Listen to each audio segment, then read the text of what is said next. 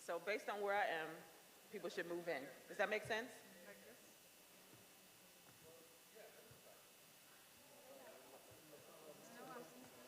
No, I just wanted to make sure that people could be seen. So not, you can't be too close. I just didn't want anybody to be blocked. So as long as nobody's behind me, they're good. All right? LaDon. Mm-hmm.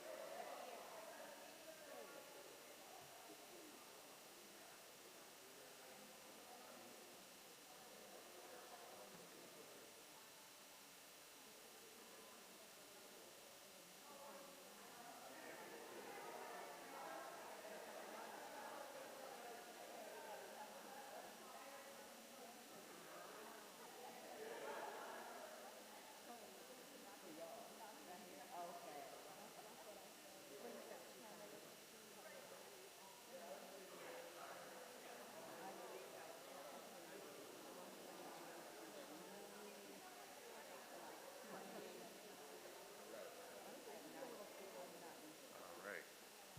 I'm going to Lydia. Actually, good. Loud right there.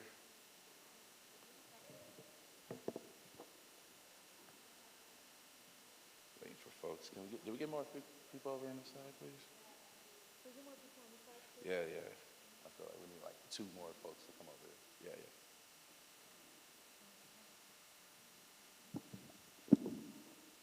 Good morning. How you all doing? Good. We're so happy to be here today. My name is DeMario Cooper. I'm the Executive Director of Popular Democracy.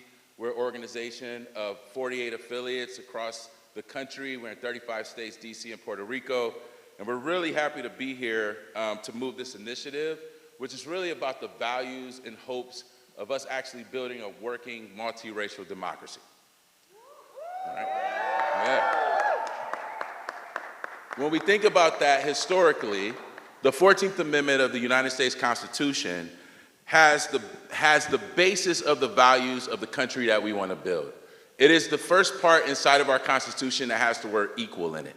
It is a foundational document and a foundational amendment that has allowed us to win most of the things that we love about this country.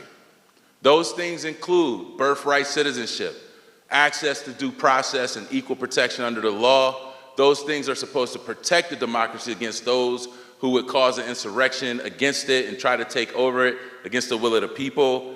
And we are excited that today the people are actually talking about how we can work together to protect these fundamental rights that we have here.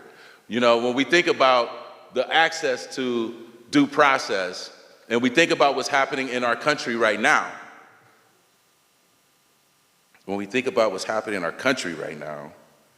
when ICE is terrorizing communities, where they're using 5-year-olds as bait to steal parents away from them, it's a shame. It's a shame. When you can have a fake warrant and kick in somebody's door, a working person, and snatch them out of their house, these are all violations of due process. These are all violations of equal protection under the law. And so today,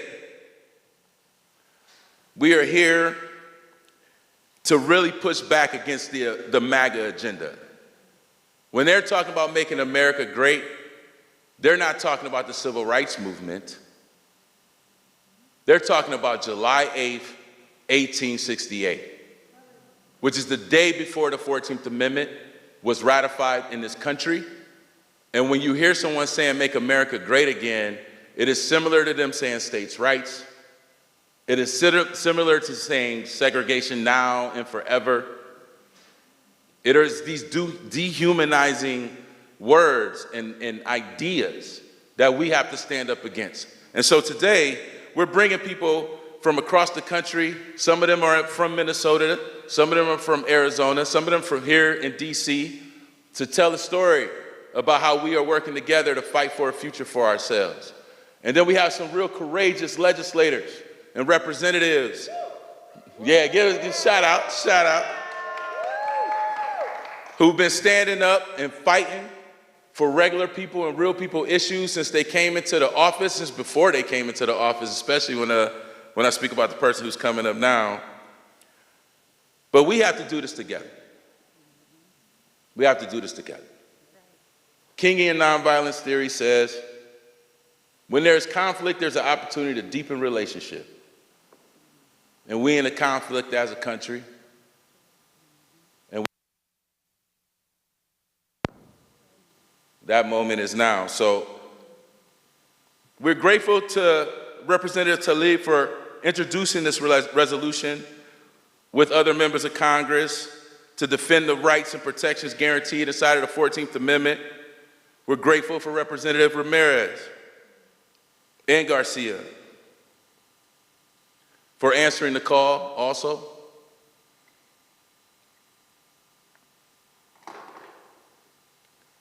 Right now, we need everybody who believes in human rights and human dignity to be your best self, to lean into your leadership right now. Right now.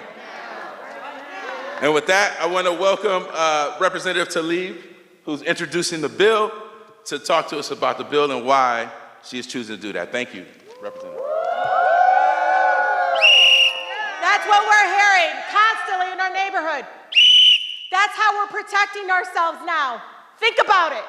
We have to use whistles in our cameras to protect ourselves. And in 2026, my colleagues and I have to introduce a resolution that literally is titled, Defend the 14th Amendment. So this is not normal times. I'm tired of people trying to cut deals and bring us crumbs when literally they're executing our loved ones in the streets. Yeah, that's right. Like all of you, many of us here today, we're here to say loudly and clearly, proudly, we defend the 14th Amendment. It is literally the bedrock of our multicultural, multiracial democracy. It established birthright citizenship, due process, equal protection under the law for all people. The 14th Amendment was won through struggle, y'all. The struggle of abolitionists and formerly enslaved Black Americans who freed themselves from bondage and fought to transform our country into a true multiracial democracy for the first time. The struggle has continued for generations. We know this. Every day, our neighbors have fought to secure the full promise of freedom and equality embodied in the 14th Amendment. And we know it's still been a fight. The United States was not a democracy before the 14th Amendment. Remember that. It won't be a democracy without it.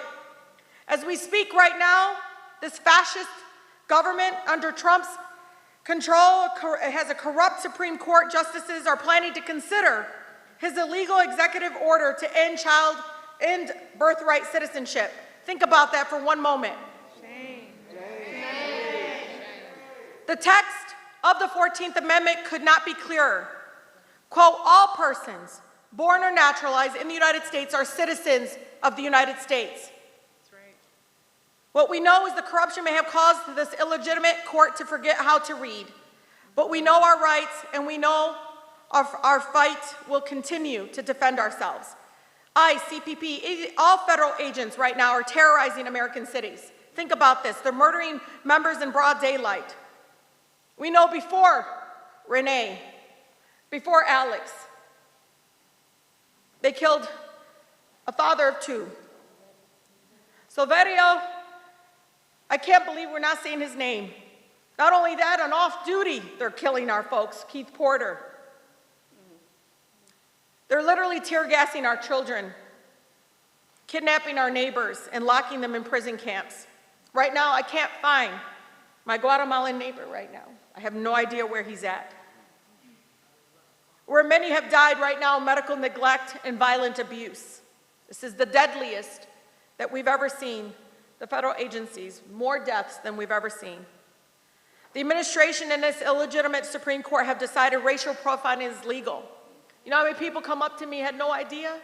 Rashida, are they allowed to do that? The Supreme Court gave them that permission. Shame. Shame. They are trampling over our rights to due process and equal protection, completely disregarding the 14th Amendment. We must fight back. I come from the most beautiful, blackest city in the country, the city of Detroit, and let me tell you, they taught me over and over again, it's not Congress nor the White House that transforms our country. It is us pushing the White House and pushing Congress. Today, along with Popular Democracy and my colleagues, I'm introducing the resolution to defend the 14th Amendment. This resolution serves as a call for every member of the United States Congress, no matter the political affiliation, and for every branch of government to renew our commitment to actively defend and uphold the rights and protections guaranteed by the 14th Amendment, to ensure that our democracy works for all of us, not just the powerful few. That's right. Yeah. Woo. We need leaders who are going to stand up for this, against this fascist administration, not try to rationalize against a no vote. Anyone who cannot commit to fighting for our foundational democratic rights should find a new line of work. Honestly, you don't belong in the United States Congress. We must continue to organize our communities and show our united opposition to this administration as the brave people of Minneapolis, Detroit, Oregon, everywhere, all across the country, they have shown us over and over again, from Chicago, from Los Angeles. The great abolitionist Frederick Douglass told us that, quote, power concedes nothing without a demand. We need to make that demand every single day. Community mothers taught me that. You all give credibility for myself and others who are supporting this resolution. And in Congress, and in courts, in our workplaces, in our streets, we will fight. We're going to defend our rights and defend the 14th Amendment. I am proud to stand here today with all of you. Thank you. Keep the fight.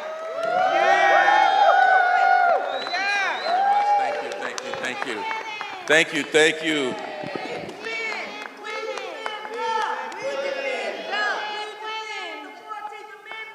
We defend the 14th Amendment. We defend the. We defend. Yes. We defend. I want to thank Representative Talib for your words. We really do appreciate it. I think the one thing that I want to hold on to that you were saying, and I will go a step further, is if you're a legislator or someone running this country currently who doesn't believe in the values of the 14th Amendment, you are unfit for duty. You are unfit to lead. And now we're going to turn it over to Delia Ramirez, Representative Ramirez, who comes to us from Illinois and has been a long fighter for immigrant rights, an organizer for regular community and regular folks. I want to give it up and give it over to Representative Ramirez. Thank you.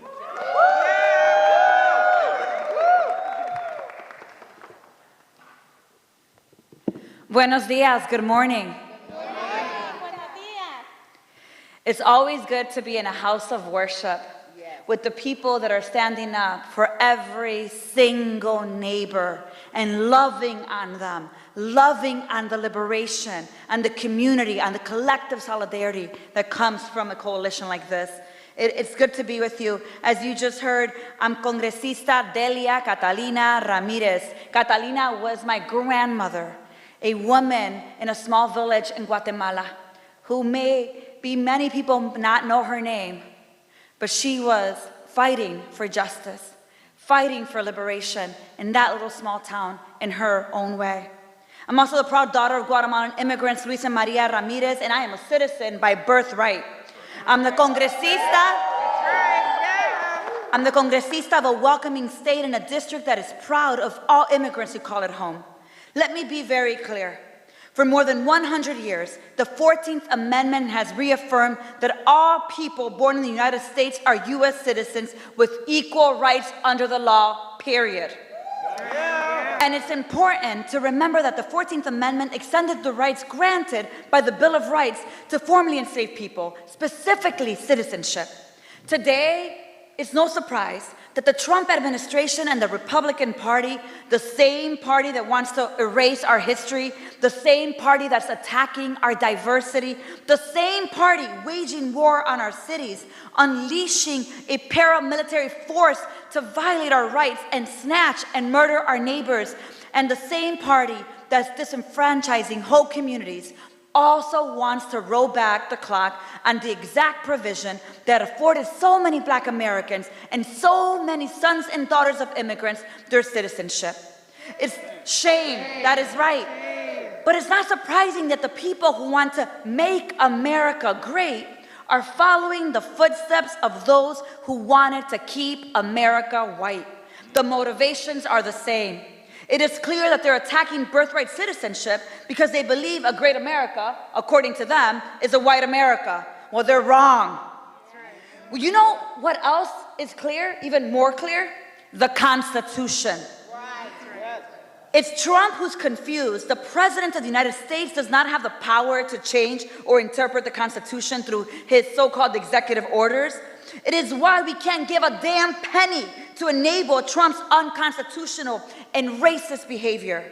That's why I introduced the Born in the USA Act, which would prohibit any government funds from being appropriated or used to carry out Donald Trump's Executive Order 14160 that, in his words, protect the meaning and value of American citizenship.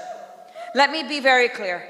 This proud daughter of immigrants is building with you, Popular Democracy, a strong, courageous coalition of 131 members of Congress, making it clear to Trump that not $1 goes to undermine our Constitution, our rights, that's right, not one, or our liberties.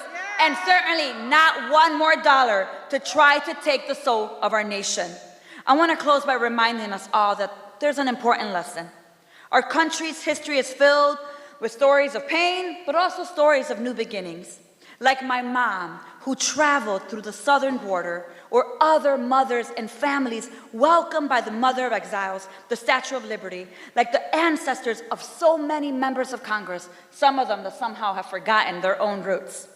But it was my mother who carried me here so that I could grow up a proud citizen, a first-generation American, and eventually the first Latina sent to Congress from the Midwest. So look, our nation's story wouldn't be complete without the sweat, without the tears, without the joy and the hopes of so many citizens by birthright who pride themselves in being Americans.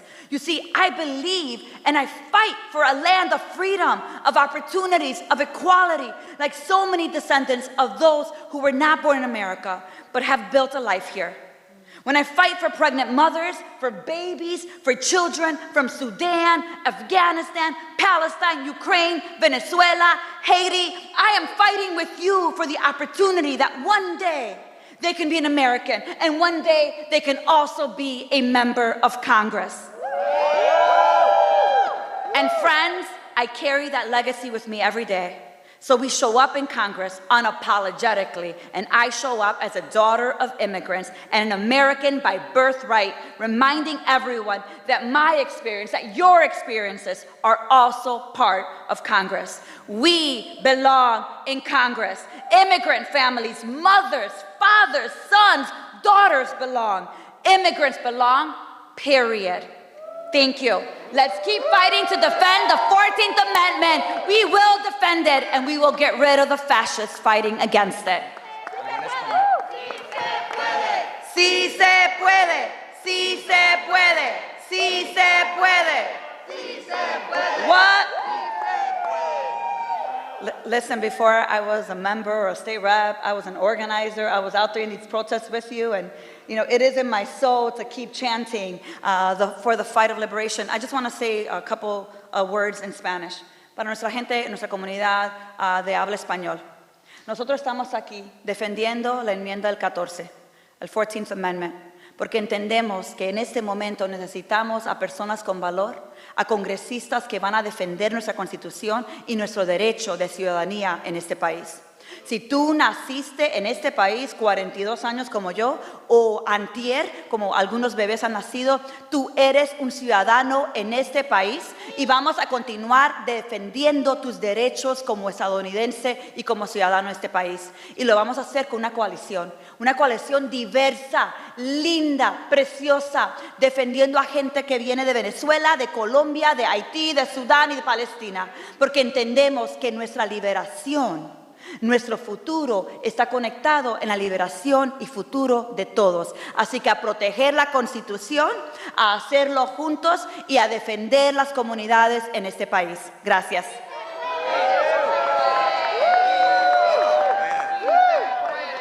Sí se puede. Sí se puede. Sí se puede. Sí se puede. Thank you. Thank you, thank you, thank you. I want to thank Rep. Ramirez again for those words and actually like leaning into the goal of this moment, especially when we're thinking about, you know, what she just said is she's the daughter of immigrants who came here for a better life, and I'm the great-great-grandson of a man who died trying to go vote in Newport, Tennessee. And we can stand here together because the 14th Amendment has created more opportunity for human beings to be together in this kind of way. And I just want to take a moment real quick to talk about like how the 14th Amendment gets enacted. After the Civil War, which was won by hundreds of thousands of black people joining the Union, escaping from their enslavement, joining the Union and fighting for a more perfect Union, fighting for this country that we live in today. Once that happened, there were 3 constitutional amendments called the Reconstruction Amendments. The first one was the 13th Amendment. It said you can't have slaves. An individual can't own an individual. The second one says that everybody who's born here is a citizen. That is a direct legacy from my ancestors. That is a direct legacy from my ancestors. And it is helping folks who come here today to find the same promise in this land that those folks were fighting in the Civil War to provide for me. There's a deep connection between our communities around this amendment. A deep connection. And we have to lean into that right now, because that is the thing that's going to help us move forward. And to be clear, having birthright citizenship did not just apply to black folks, and it doesn't just apply to immigrant folks. Like white folks, you get birthright citizenship for the 14th Amendment as well. I mean, let's be clear. There's nothing that necessarily defines you as a citizen prior to it. There's a real reason for us to actually be aligned right now, especially when someone's asking the question about whether or not how we're going to define citizenship in this country, which the Supreme Court has already agreed to hear a case about. This is a time when we need to partner with allies across different spectrums, and maybe you don't agree on everything, but the things that we do agree on, the things that are the core values of this country, we have to be able to stand together in moments like this. I got to move the agenda is what I got to do. Erica's back there telling me to keep moving. So next I want to bring up Representative Daniel Goldman, who is coming to us from New York District 10, and wants to talk to us really because, New York is under siege right now. ICE is coming in. ICE is doing whatever they want. And it does take us and take folks like him who's willing to step and stand in this room with us for us all to fight together to protect the values of our country. And so I want to pass it over to Rep. Goldman and give him a second to talk a little bit about why he's here. Thank you. Thank you, DeMario. Thanks, my colleagues, Representative Tlaib and Representative Ramirez for introducing this resolution, but also speaking so passionately about the 14th Amendment and what it represents, which is the ideals of our country, start to finish. It starts with birthright citizenship, a fundamental element of this Constitution. They are trying to take away birthright citizenship as part of a larger attack on immigrant communities, a part of a larger attack on black and brown people.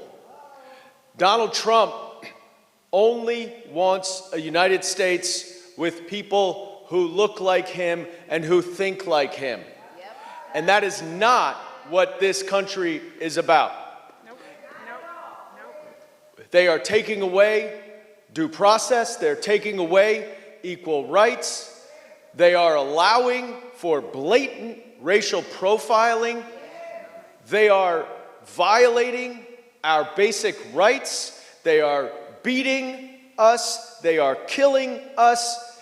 And I want everyone to understand, we are all in this together, because an attack on any of us is an attack on all of us.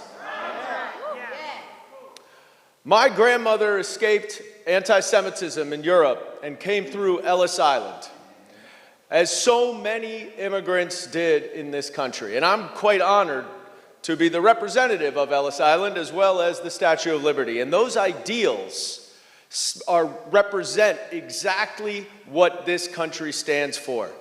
And what we are seeing around the country, what we are seeing in New York City, with ICE attacking our friends and neighbors, is unacceptable.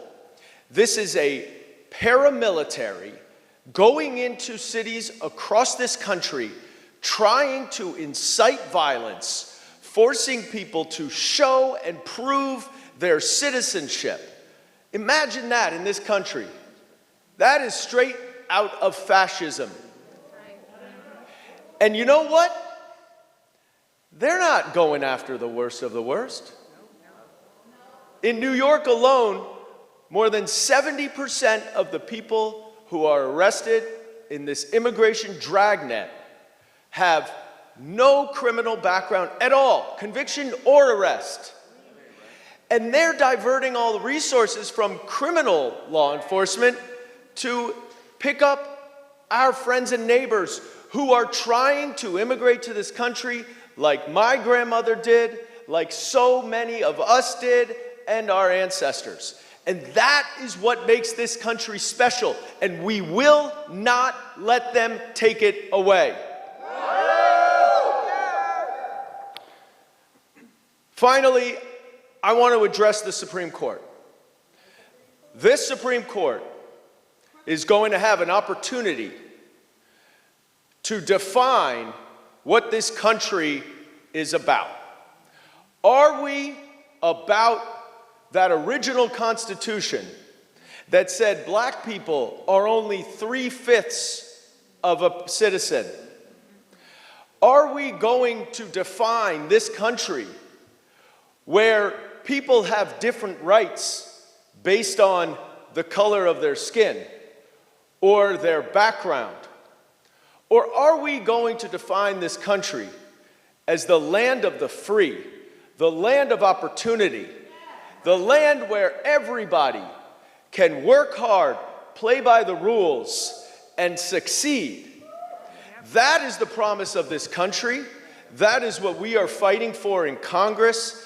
And that is why we are all joined here together from different backgrounds, from different worlds, from different countries, from different areas, united in one thing, that the promise of America depends on our diversity and depends on our freedom. And we cannot and will not let them take that away. Thank you.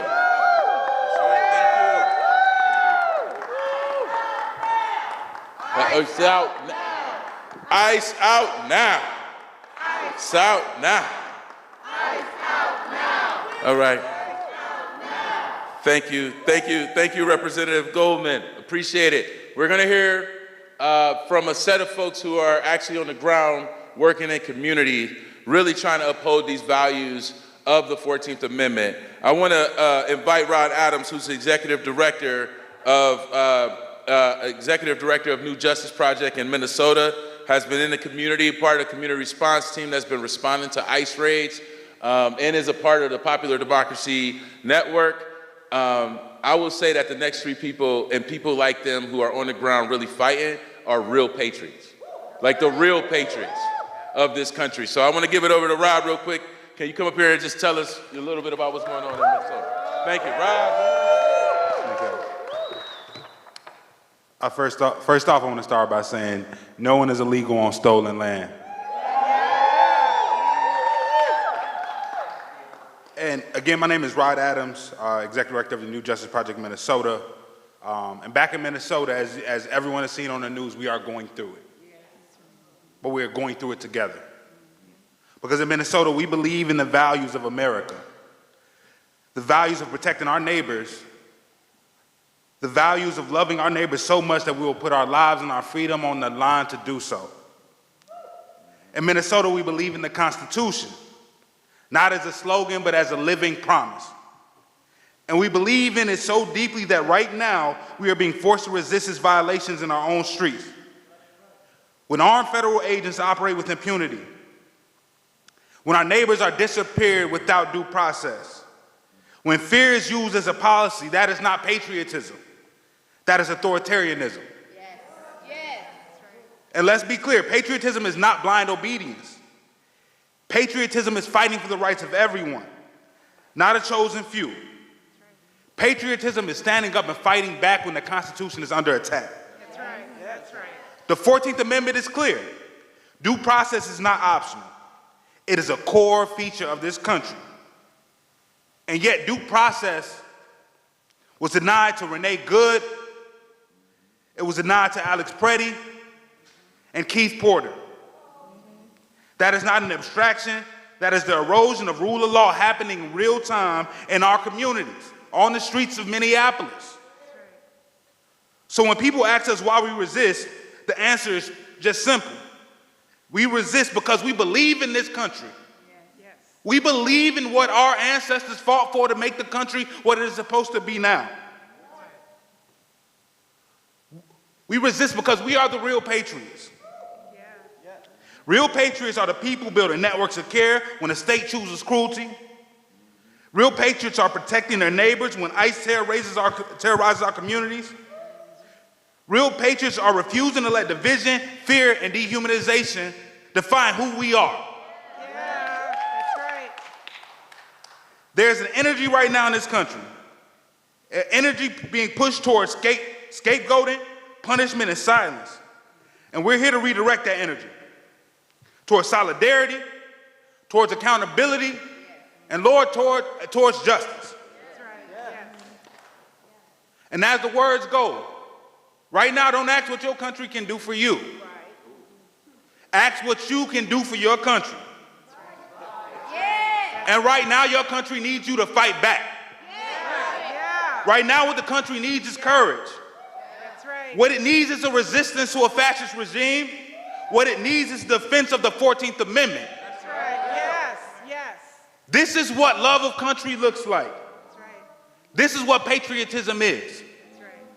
It is in the face of tear gas, rubber bullets, and being kettled, being pepper sprayed, standing up for our neighbors, and making sure that this country, our children, my grandchildren, and theirs, live in a type of country where everyone is protected under the law. Yes. Yes. Because if everyone is not protected under the law, we are not living in a democracy.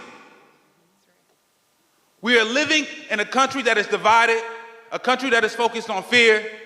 And one thing that I know to be true is that the people standing behind me, the reps who you heard spoke earlier, will do everything in their power to fight, to make sure that the American values of freedom and democracy and equality ring true. Thank you.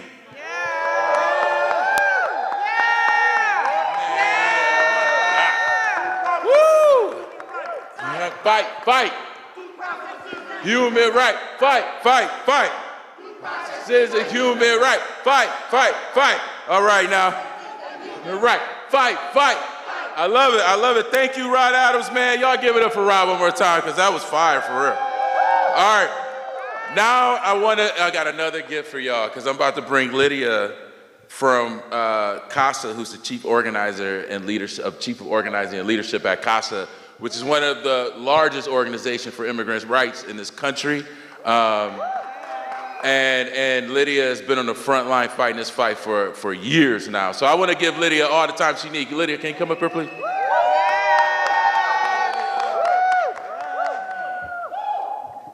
El pueblo unido. El pueblo unido. The people united will never be defeated. The people united will never be defeated. El pueblo unido jamás será vencido. That's right. That's right. Buenos días, buenos días, buenos días. Good morning. Mi nombre es Lidia Walter Rodriguez. My name is Lydia Walter Rodriguez, and I am the Chief of Organizing and Leadership of the largest organization that stretches through 46 US states with over 180,000 members. Our members are working class Latine, Black, Indigenous, Afro-descendant, queer, and immigrant. Together we are a community, we are powerful, we are CASA. I stand here with all of you today, fueled by all of the community power and love around me.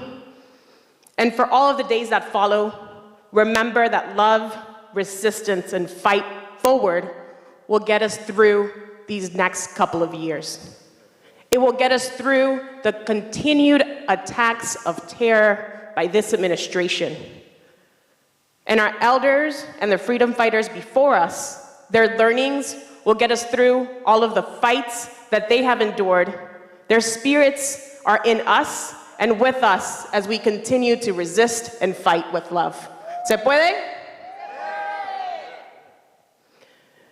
Today, I want us to remember that the fight for our future generations' rights to be recognized as Americans is about more than just battles of legality. It's about our collective ability to truly be free in this country. When Trump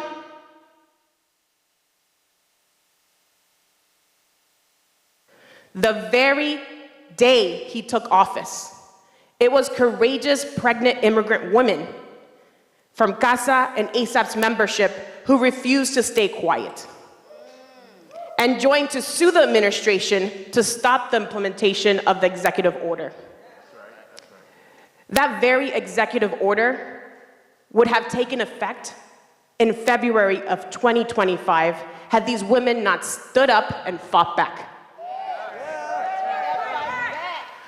With our freedom fighters, we organized, mobilized, and resisted this racist executive order because we know this attack on our families, our future generations, and the generations before us who got us here is personal. It has been exactly 1 year and 1 month since these courageous immigrant women took action and told their stories through the courts and inspired thousands to also stand up and fight back. Never forget that grassroots power is key. From the streets to the courts, stand firm. Fighting against this administration and refusing to accept injustice, make it a plea to yourself and a reminder to yourself, because you are brilliant, you are worthy, and we will shine in this country. This fight has led to an initial victory I want to share with you, with a temporary injunction blocking the executive order last year, while the case moved forward. But the fight isn't over. Now the Supreme Court is hearing arguments that could threaten the very right that has protected millions of children born here, regardless of their parents' immigration status. Shame. This very summer, the Supreme Court will decide whether the 14th Amendment guarantees birthright citizenship for all children born in US soil. This isn't just a legal case. It's about safeguarding the rights that generations and generations of freedom fighters in our Black community have fought before us. Those rights were born out of struggle, sacrifice, and unapologetic demands of justice, where the fight for true implementation still continues to this very day. We are fighting to protect the rights of our future generations, our families, our communities, and our people before us. We stand in collective people power with those who refuse to accept second-class status. And we will continue to fight for a future where everyone who is born here can fully receive the benefits of the 14th Amendment, not just on paper, but in true practice. ¿Se puede? Can we do it? Yes, we can. ¿Se puede? El pueblo unido jamás será vencido. The people united will never be defeated. Thank you so much.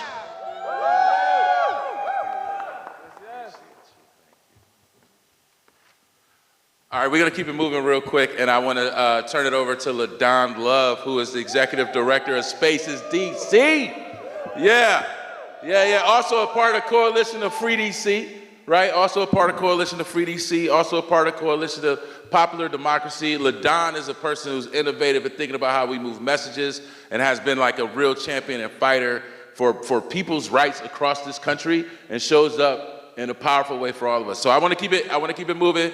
I want to invite LaDon Love up to the podium real quick.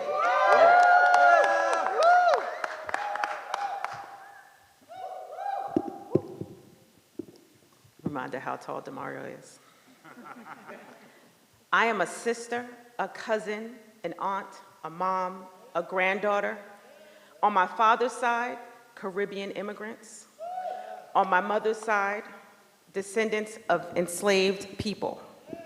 I am LaDon Love, she, her, and the Executive Director of Spaces in Action. We are here because our history is not abstract. It lives in our families, it lives in our streets, and it lives in our bodies. We must practice Sankofa and go back, tell the truth about where we've been, understand where we are, so we can fight for where we're going. The 14th Amendment was written after slavery to stop state violence. It was a direct response to Black codes, laws that criminalized freedom, forced newly freed people back into labor, and terrorized Black communities. It was meant to end the snatching of formerly enslaved people, to stop states from seizing people without due process, to block racial caste systems from becoming law, to prevent fear from becoming policy. It was a promise. No state could deny anyone equal protection under the law, but the promise was never fully realized. When the Black codes were dismantled, they evolved into Jim Crow laws, segregation, voter suppression, racial policing, and exclusion that lasted for generations. And today, that same logic is alive. ICE operates with racialized surveillance, family separation, warrantless arrests, punishment without protection. That is not public safety. That is state violence. That is the modern echo of Black codes and Jim Crow.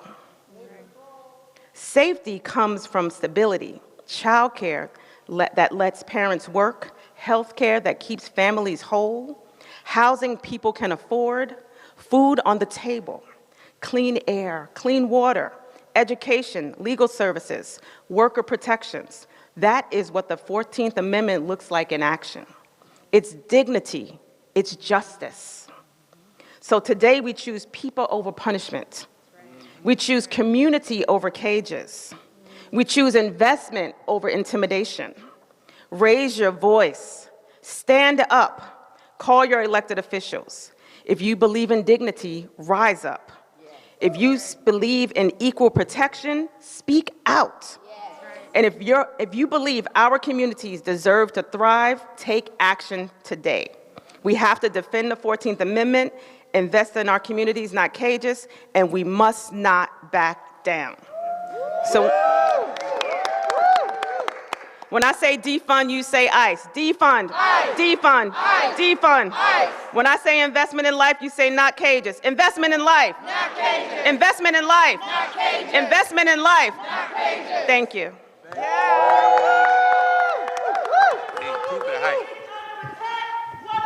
Stand up, fight back. Stand up, fight back. Stand up, fight back. Stand up, fight back. Stand up, fight back. Stand up, fight back. Thank you, man. We got good chant leaders in here, man. Y'all's professionals.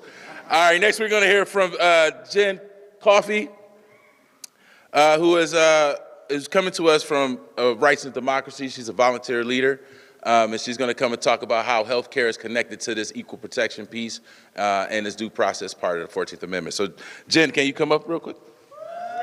Thank you. Thank you. We hold these truths to be self-evident, that all men are created equal, that they are endowed by their Creator with certain unalienable rights, that are among these are life, liberty, and the pursuit of happiness. This is the foundation of our country, that makes the very essence that makes America, America. I'm Jen Coffey from Manchester, New Hampshire. I took an oath to uphold the Constitution of New Hampshire and the United States when I was sworn in years ago as a New Hampshire state representative. It had no expiration date. More importantly, I took an oath to save lives and take care of people serving my community as an emergency medical technician. I am the proud granddaughter of a lieutenant colonel who served 30 years in the Marine Corps and whose name is engraved in Harmon Wall at Norwich University. He was a Marines Marine. He fought so that I can stand here today and defend the rights and humanity of my neighbors. I have always been secure in my rights as a human being in a country that is supposed to see us all as equals.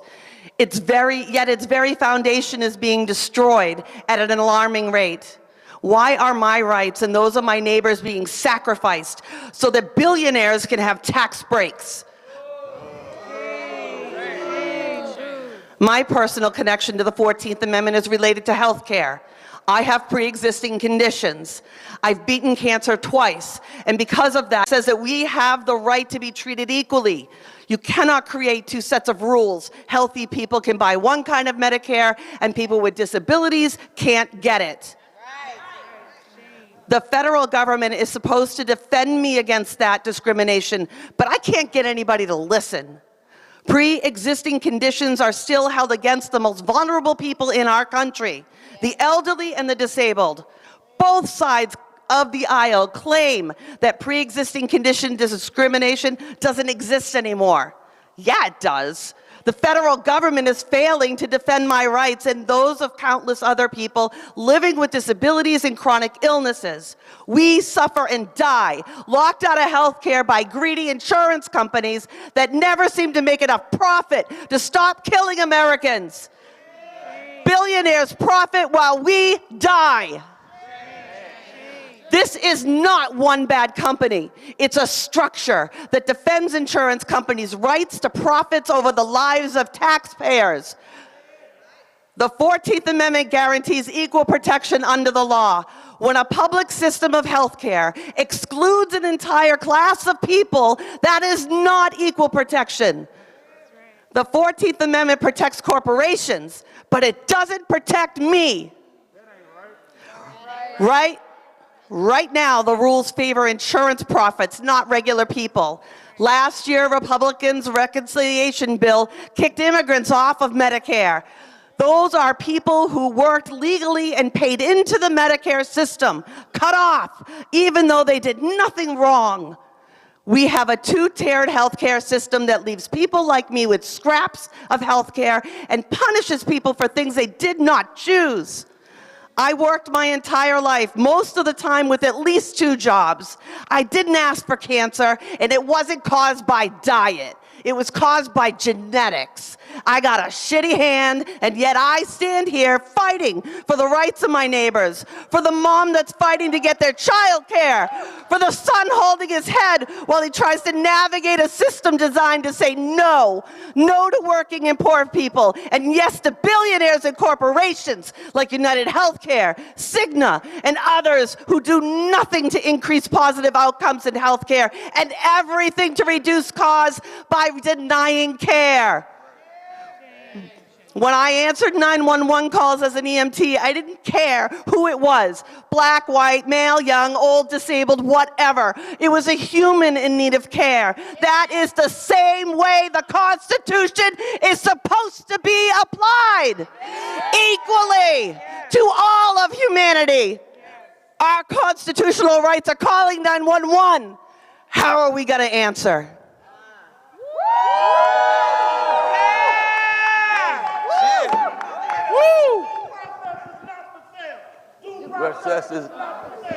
Due process is not for sale.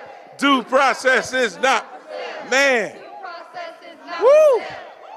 That's heavy heat, y'all. That's heavy heat. And you know what? Jen is bringing in this corporate angle, but we're gonna talk about that later, hopefully. Next, I want to invite Devin, from Advocates for Transgender Equity, who is a proud Peruvian American and a person who's been fighting for transgender rights, which is also about what we're fighting here, human rights. This issue, the 14th Amendment, is an intersectional amendment. It means more than just citizenship rights. It means that you get to marry who you want, get to love who you want, get to go to equal schools, get to have worker organizations, right? There are Supreme Court cases that were fought and won. If you don't have money and you get convicted of a crime, you get to get a lawyer because somebody argued in the Gideon case for you to have a lawyer, to have a legal representation. Like, this amendment is fundamental. So I want to give it over. Devin. Said it right that time. I want to give it over to Devin from Advocates for Transgender Equity to tell us a little bit about how the 14th intersects with their work. Thank you.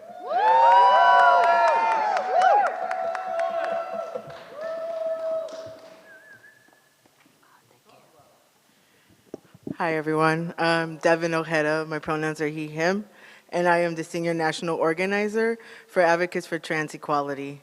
Last week, after the death of Alex Preddy, I was scrolling through my family group chat, and it was a moment that reminded me of how immigration policies impact families like mine. We are Peruvians who migrated in the United States in the 1980s due to the violence carried out by the dictatorship of Alberto Fujimori, a dictator with the same temperament similar to Trump's. While I was born in Lima, Peru, I was only 3 months old when I came to the US, and I became a citizen gen. My brother and sister, on the other hand, were born here in the States and gained citizenship by birth. All we know is this life in this country. Our friends and family are here. Our jobs are here. We are building our lives and our families here. My brother is married to another immigrant, and together they have a niece who is almost 2 years old, and she is the light of our family. Our family have already lived through trauma because of the violence we experienced in Peru, and now we are watching the same nightmare resurface here. It is. As we're chatting, my brother asked us to make plans to take care for my sister-in-law and for my niece if he were taken by ICE. My sister shared that she doesn't leave the house anymore. And that has been hard for her because she just began to make new friends. All of us agreed that we now have to carry our passports at all times. Because we know ICE isn't checking our citizenship. They're looking at the color of our skin. Our family feels overwhelmed by fear, and that fear makes something very clear. Immigration enforcement is not abstract. It is not theoretical. It cuts directly into families, which is why protecting them should matter to everyone. And while on paper, repealing the 14th Amendment may not directly affect me, it could threaten my family's sense of belonging, showing how constitutional protections are vital for families like mine to feel secure and included. For me, that also means belonging here as a trans person, a trans man, married to another trans man. The Constitution protects my right to marry my husband, not only as a queer couple, but as an interracial couple as well. The 14th Amendment makes it explicit that my brother, my sister-in-law, and my niece are citizens in this country. And when the Trump administration does everything they can to weaken or strip the 14th Amendment, what they're really doing is trying to make our right to live here, to exist, to love, to build families conditional.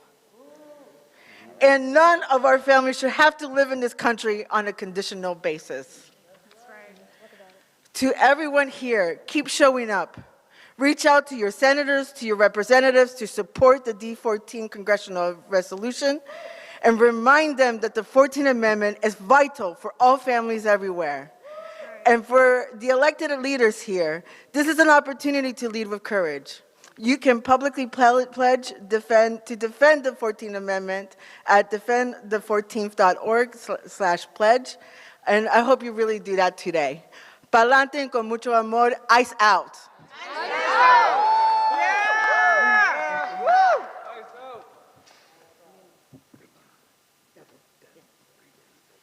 Thanks, Devin.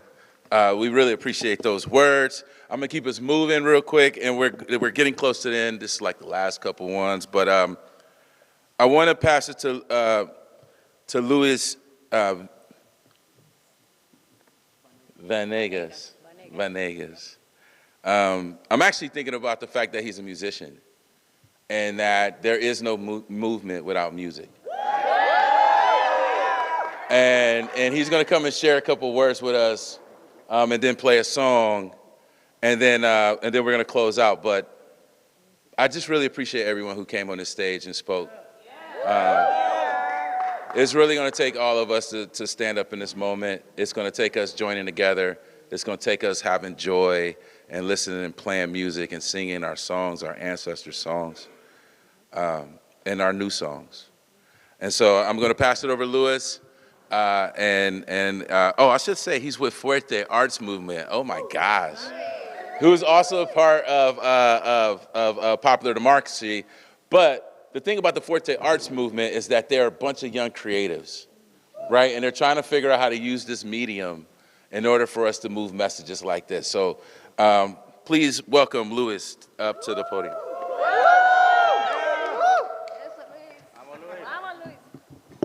Good afternoon, y'all. My name is Luis Vanegas. I'm an artist out of Arizona. I'm here today, as he said, representing Fuerte. We are an arts activism organization. I myself am the proud son of immigrants, and the only reason I can be here today is, due to birthright citizenship. I've enjoyed the privileges of citizenship, and now they're being threatened. Our communities are now being filled with fear, and if history has taught us one thing, that's never a good thing. Now is the time for us to stand, to fight back like those before us. I'm gonna do a quick song that's a cover of one of our local artists that they wrote, and I'm gonna just share this with y'all real quick. They call me stranger in my homeland, but my roots run deeper than their maps can. You can't deport me from my home. These are the roots I've always known. Before the borders, before the state, our people lived, our families stayed. No deportations, this is our land. We are not strangers in our homeland. Police lights flash on brown skin face, profile daily in every place. Ice at night and lives apart, but you can't erase this desert heart. No deportation, this is our land. We are not strangers in our homeland. No deportations, this is our land. We are not strangers in our homeland. No deportations, this is our land. We are not strangers in our homeland.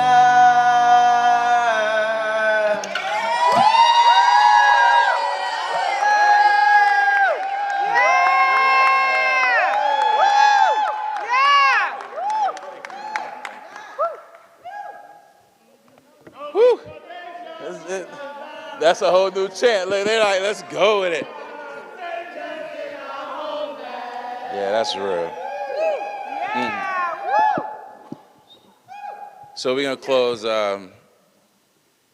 this press conference. I just wanna ask people who are paying attention to this and folks who might be listening at home that if you care about kids having equal schools to go to, if you care that people who work are able to join and build organizations that protect their rights and their safety, if you care about people being able to love whoever they want to love and marry whoever they want to marry, if you care about citizenship rights and civic rights, if you think that we should have regulations and allow people to vote in this country, if you believe that we should have representation, if you believe that groups who try to overthrow our capital should not be honored and praised by executives, then you actually are somebody who believes in the 14th Amendment.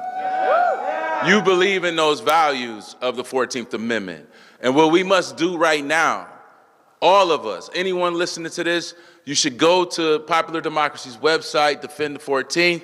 You should make sure that you're talking to your friends and neighbors. You should help make sense of what's happening on your TV screen, because they can't tell us we're not under a siege right now. They can't tell you that. They can try to confuse you about why it's happening. But the truth is, our spirit, I have friends who talk to me from other places, but the spirit of Americans, real Americans, like we are Americans. This is our country. If you believe in the values, then you have to stand up for those values. You must fight for those values. Those values are inside of the 14th Amendment. The thing that makes us and the people on this stage, the thing that gives you what we celebrate in July 4th, in this 250th anniversary of this country, the things that we celebrate around liberation and freedom on July 4th was given to the rest of us on July 9th, which is the ratification of the 14th Amendment. Go tell your neighbors, go tell people, go look it up. Look at what it says in that amendment. And then tell me if you agree with what's happening in our country right now. Our country that we will have to fight for. The future belongs to our people. We must stand on that, and these values will help us move forward to the world where we want to live, where our kids should live. So thank you all. Thank all of you. Thank all of you for coming out and supporting us and supporting this issue. All right, y'all. Thank you.